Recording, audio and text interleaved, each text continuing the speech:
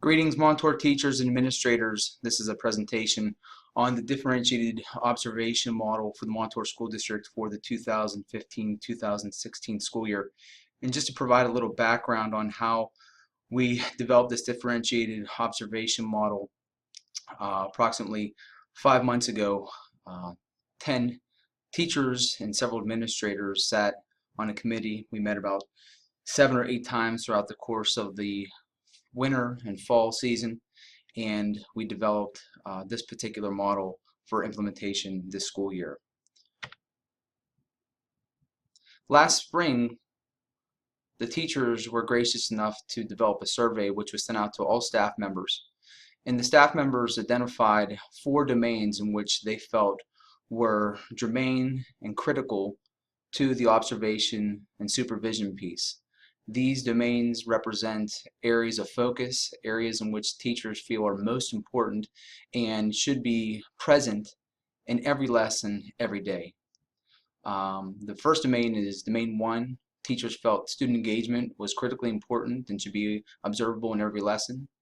Under domain 2, fostering relationships, meaningful relationships with students. Domain 2 again, classroom environment promotes learning.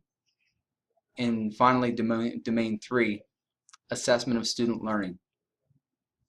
So these 4 areas, again, to reiterate, were deemed as most important to the teachers and also should be visible every day, every lesson. So this is just a quick glimpse of a bell-shaped curve, and we feel this year this will be representative of the observation supervision model. Each one of these domains represent the 3 tiers in which teachers will be funneled into for their observation model. We have direct, self-directed supervision, collaborative supervision, and directed supervision. And I'll briefly describe each of those. The self-directed model is very unique to this school year. The self-directed model will allow teachers to actually take part in an action research project. This action research project, the goal of the action research project, I should say, is to grow and develop themselves, the grade level, and also the department. So these folks, and we anticipate this being approximately 10% of the teaching population, they'll meet with the principals, develop a plan. The principals will approve the plan, and then of course there'll be a documentation phase throughout the implementation of the action research project. Again, one of the underpinning goals of this process is certainly to help develop and establish teacher leadership.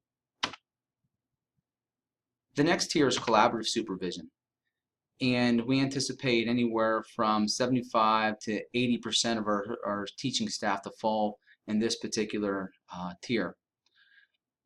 So this tier will have teachers developing growth priorities for the 2015-2016 school year. Of course, all relating to best practices specific to the Danielson domains as per Act 82. These teachers should probably receive anywhere from 2 to 4 walkthroughs. There'll be no formal observations this school year. And of course, similar to Tier 1, there will be administrative yearly reviews at the beginning, middle, and the end of the year. The third tier is directed supervision. Directed supervision, and we do anticipate anywhere from 5% to 7% of our teachers being placed in the directed supervision model. There will be formal observations, there will be walkthroughs. These folks may also have some type of formal improvement plan and personal growth plan. And of course the teachers will meet with these particular teachers at the beginning, middle, and end of the year to gauge the progress through the plan. Again, this is what the anticipated observation model looks like for this school year with respect to participation in each tier. One of the overarching goals we have is obviously to grow the folks in the self-directed tier to have a positively skewed bell curve.